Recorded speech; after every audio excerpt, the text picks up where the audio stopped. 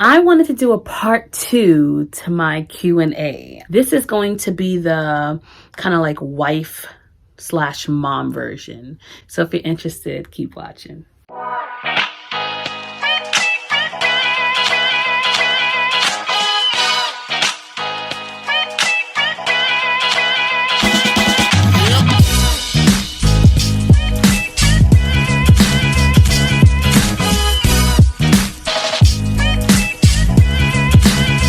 So I just want to thank you for joining me today. Those of you who are new here, thank you so much for subscribing. It really means the world to me. And my old subscribers, my family, thank you for rocking with me up until this time. So I'm not going to belabor this video. I'm going to get right into it and get started with the first question. All right. Number 1. Okay, how do you find balance being a mom, a wife, an artist, and a minister? Okay, so I get this question a lot. Like, how do I balance it all? On some days, I don't know. On some days, I don't even know how I'm getting by or how I'm getting through it. But the majority of the time, I literally have to be intentional about my time. If I'm not right in my mind, like if I'm not in a good space, no one benefits. No one in my life, me either. And so I try to make sure that I take care of myself and my mental health and have my self-care and just kind of take time away from me so that I can be the best mom, the best wife, the best educator, the best minister. So an educator, like what are the jobs that I have to do? I have to lesson plan. I have to, grade papers. I do a lot of that stuff at work so that I don't have to take much home. It doesn't always work that way because I'm always bringing stuff home. But the bulk of the work that I do, I try to do it at work so that I can be mommy when I come home, so that I can be wifey when, so kind of like the wife part is kind of after the kids are asleep. So like you gotta kind of balance and try to find the times, like when is it appropriate to wear the hat that you need to wear. So mommy's hat comes on from like, by the time I get home to about like 8:30, 9 o'clock. And then I can put the wife hat on, right? And so I also have to make sure that I incorporate a lot of time to just spend with God in prayer, and just getting away from all the noise because I need to be in a good state to benefit everybody in my life. So yeah, prayer is one of my go-tos. Just worship, and like I'm constantly listening to worship music just to keep my mind in a really good space. It's a day-to-day process. Some days it works, some days it doesn't, but I try to make the best of it and do the best that I can, and I think I'm doing a pretty good job. All right, next question. How do you fit in a healthy sex life being a full-time mom, wife, employee, and minister? Okay. Healthy sex life. I'm gonna be honest. Sometimes it's a week and we realize,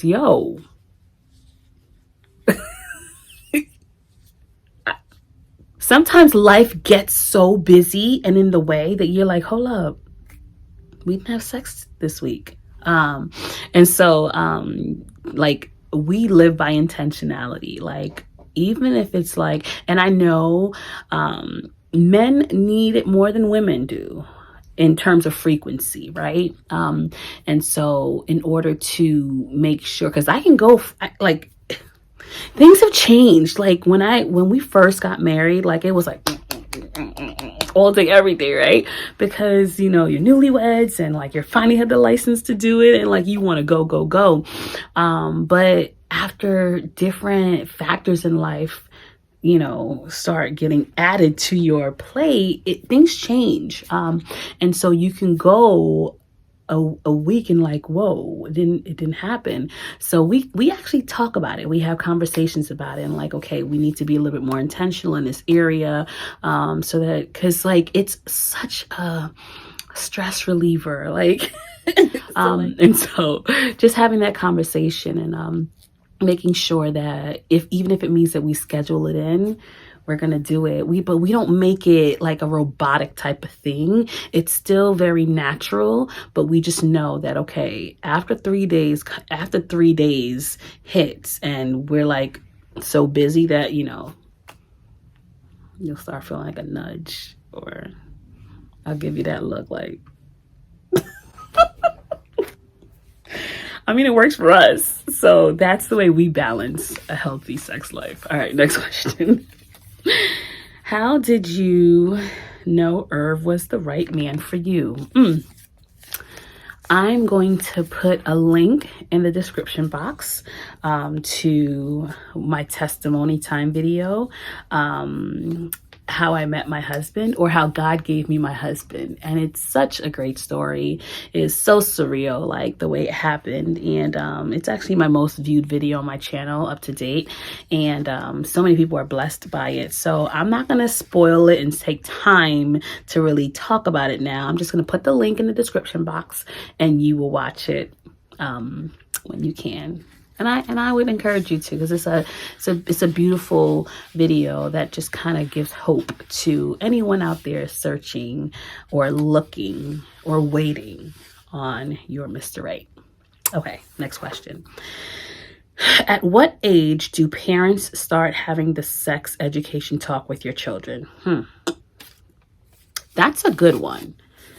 So they say when you're ready to talk to your kids about sex, you're actually too late. In other words, they've already heard about it. And they've heard about it from other people. Now, do you want them to hear about it from other people, or do you want them to hear about it from you? Right? I remember even as far as kindergarten, my daughter came from the school bus talking about a girl in her class that she had sex. 5 years old. Okay? So, we started talking to our kids very early, like they were 6 and 7. That was probably too late because she already heard it in the school bus, right? But I think it's so important to speak to them in a way that they can understand. And the way that we spoke to them about it, well, we follow godly principles, and we just really drill that, and we talk about it all the time, and how, and I explain to them, sex is something that God created for a husband and a wife to enjoy, and God has a specific order that he created for people to have sex. So you have a boyfriend and a girlfriend, and then the boyfriend and the girlfriend get engaged, and then after they get engaged, they get married, and after they get married, then they can have sex, right? And that's where the baby comes in. And so there's an order that God has established for us to follow. And I said, and sometimes people go outside of that order. They don't do things the right way. And so I named some examples of different people that we know that probably had children out of wedlock, and not that they're bad people, right? But how sometimes decisions like that can, really create issues for people, like because they didn't do it in the correct order. And so, we spoke about that with them. And then when they got to middle school, they started taking like sex education classes. And so, and I thank God it was during quarantine one time where Melody was taking a class, and I sat next to her and I was watching what they were teaching. And so I was able to really kind of chime in and explain certain things, more so in a biblical perspective, because we follow Bible. And so, so don't think it's too early, because when you think it's too early, it's probably too late. Okay. All right. Next question. Do you schedule family time or just go with the flow? Yeah, we schedule family time. We have to, because during our family time, that's when we have intentional moments. You could just be chilling on the couch and watching TV. I don't call that family time. I call that just, hanging out.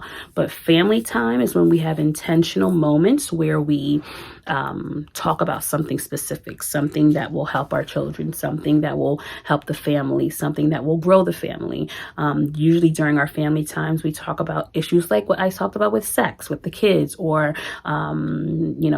telling them, even in their young age, they can start praying for. I tell my kids to pray for 3 things. I pray for your future career, for your future calling, and your future relationships. So because they're young, but still God can begin to speak to them even now.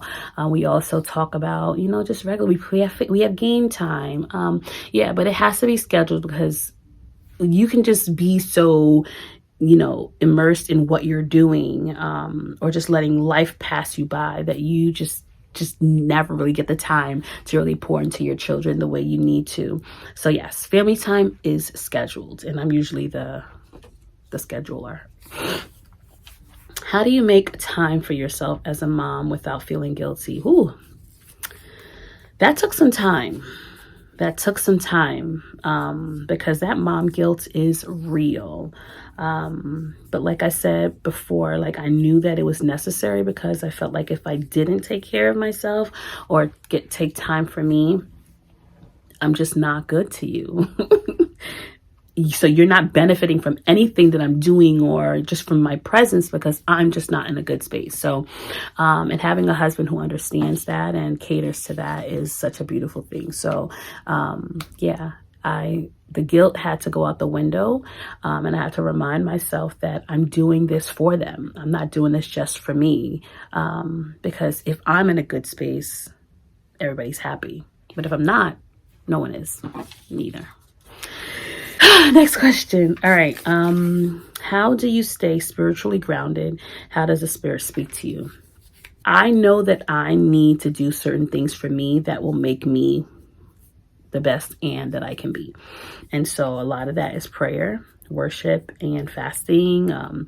I take time to do all those things. My husband calls me like a super spiritual, but I'm not. I just know that if I don't do these things, I will be a monster. You just got to know yourself, right? You got to know yourself. I'm not a good person if I'm not grounded. That's it. I'm not.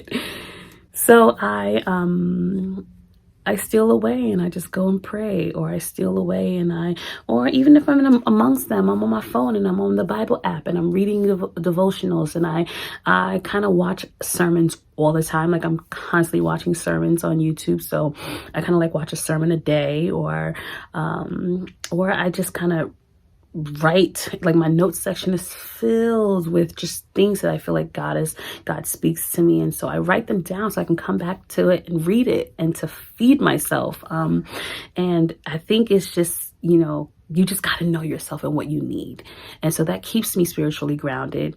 And the Spirit speaks to me in silence, like when all the noise is turned down, and I'm just and I don't even have to be away from everybody, but I'm in like a quiet state of mind. The Spirit speaks to me in those times and in those ways. And yeah, that's it. All right, next question. Okay, I'm almost done. Okay, I don't want this to be too long. What would you do, if anything, if, God forbid, one of your children told you they were gay or lesbian?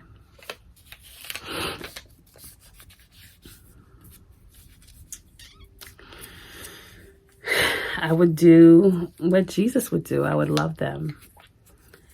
I know, the response, I guess, old school response be kick them out, right?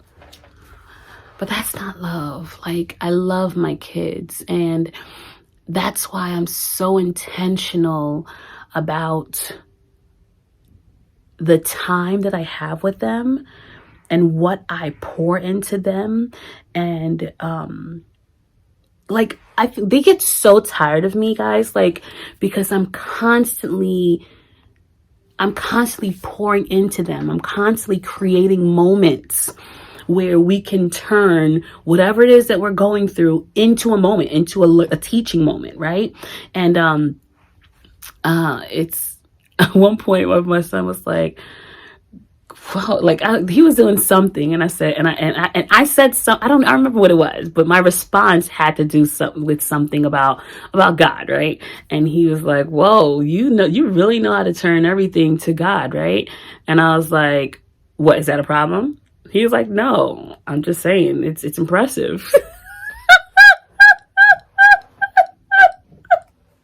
He didn't want to get in trouble. He's such a liar. But just goes to show you that it doesn't matter what it is. I'm always turning the situation into a teaching moment. And so I teach them what God says about homosexuality. I teach them what God says about, choosing a mate for you. I teach them all these things. And so I even tell them, listen, everything that your daddy and I are teaching you, we know that one day it's going to be up to you to take this stuff in and use it. But you're going to make your own decisions. And we just pray that you remember all that we've talked to you about, all that we've taught you. So if they come home and say that they're, having questions about their, preferences, I'll still love them. They're my babies, and they will always be my babies, straight or not. God forbid it, it's a tough one, but I pray over those babies all the time. I pray that God will choose for them and that they'll make the right decisions in life. I've learned that husbands feel like they are competing for their wives' attention once kids come into the picture. Was it difficult to keep that balance, and do children take priority? When kids come into the picture, at that moment, they do have to be the priority because babies can't take care of themselves. And so you need to have a husband that can understand that. But at the same time, I can understand husbands, competing for their wives' attention, because sometimes the wives literally push the husband to the wayside and he just becomes a non-factor. He's just like the help when he still, is your husband. So I think it's so important that you catch yourself in those moments. It's happened to me. I think it's happened to every mom out there, because this new baby is kind of like the only one that, that's in the picture, and it's new. The baby's new. The baby can't do anything by themselves. And so it's by default, all of your attention literally goes to the baby. But children shouldn't, it sounds bad, but they shouldn't be the priority. Although there are necessities that they have that you have to provide. Just take time to really cater to everybody. Just try your best to cater to everyone, because his feelings are valid. If he feels like he needs time with you, when you're in this space of just mommy, mommy, mommy, mommy, mommy, and you're like, wife, what's that? I think it's really important that you're cognizant of those moments, and you try to create some type of balance, because he's not even getting the goods right now, right? He can't get any part of you because you're closed up for 6 weeks. What does he get? I know it's bad. Figure it out. You got to figure it out. You have to be intentional about, okay, how can I show him that he still matters, that, I'm still here for him. Maybe he can share on my left boob while the baby's on the... No, I'm sorry. I'm just joking. Just joking. All right. What lessons have you learned as a wife and mother that you believe will help others? I've learned as a wife that you have to be selfless. You have to be selfless. And if you are selfish, then you're not ready to be a wife. Point blank, period. You're not. Because there are going to be some days that requires you to do things that you wouldn't ordinarily do, because you have to bring your pride down a couple of notches. So that's the one thing, you have to be selfless. As a mom, be open and allow your children that space to share whatever it is, guys, like whatever. Because a lot of kids turn to different people and different things because they can't be themselves in front of their parents for fear of what the parents would think, how they would treat them if they'll get in trouble. I try to create that open space so that my kids can come to me about anything. And in that, like, if there's a thought that they're having that is not right, I can catch it and I can kind of reteach or unlearn some of the things that they've learned other places. Like, they have an open space, and I think that's really key. Not that they're best friend. I'm not their best friend. I'm not their friend. I'm your mom, but I'm still someone that you can come to and confide in. And I won't look at you differently, but I will correct you when you need to be corrected. In life, circumstances arise. And if you had to choose 1 to 2 things out of everything else that you do, what would those 2 be? Ooh, being a wife and a mom. Nothing can replace that, y'all. Those are the people that are most important to me, like my husband and my children. So if I had to throw away education, I throw it away. I'm still educating my kids, right? If I had to throw away ministry, my family is still my ministry. So those 2 things are what I would choose above anything else. I think that was a no-brainer. All right, final question. This has been a long video. I'm so sorry. How do you get past the rough patches in a relationship, i.e. conflict, lack of communication, or hurting each other's feelings? Man, it goes back to me talking about being selfless. When my husband does something stupid and he wanted to give me the silent treatment, because I'm not a silent treatment type of person and I need to talk, and like I don't like things to like fester and linger, blah, blah. I will literally go to him and I'll apologize. I know. But I'm not apologizing for what he did. I'm apologizing for where we are and how I think that, and in doing that, it creates an open door for us to communicate, and we're able to talk about, whatever it is that made us upset or whatever the conflict was. But we also are very intentional about validating each other's feelings. And if I did something to hurt you, even if I feel like it's kind of stupid or it's kind of not that serious, I don't say that. I just validate that you're feeling the way that you feel. And because you feel that way, it should matter to me. And so that's like a key principle in our relationship. We don't call each other names. We don't put each other down. And I may say it in my head, but I know that's wrong too, but I don't say it out loud. So because words you just can't take back. And so we're very mindful of those things. But it's about being selfless. And even if it means you having to be the bigger person, just do it. Like, what's the bigger picture, right? We're not enemies. We're on the same team. Like, we're fighting together against everyone else. And so when I look at it that way, the bigger picture, I'll take the L. It is what it is. Yeah. And so those are my questions for part 2 of my Q&A. Part 3 is coming up very soon, guys. You don't want to miss this one. It's going to be all things sex, because y'all went in. All right. Y'all went in with those questions. Some questions I'm a little nervous about answering, but it's going to be my part 3 and final one, unless other questions start to pour in. But that concludes my Q&A part 2. Thank you so much for joining me. I hope you enjoyed it. Comment down below, like, is there something that I said that you agree with or don't agree with, or that you would do differently? Like, I would like to, we're all learning from one another. I'm not the end all be all. I don't know certain things. I don't know. I'm just living my best life the best way I know how. And I would love to hear how you would handle those questions. So comment down below. Let's engage. Don't forget to like, comment, and subscribe, and click the notification bell so you are notified the next time I upload a video. And I will see you in the next one. Don't forget, there's only one you, so be the best you that you can be. Bye.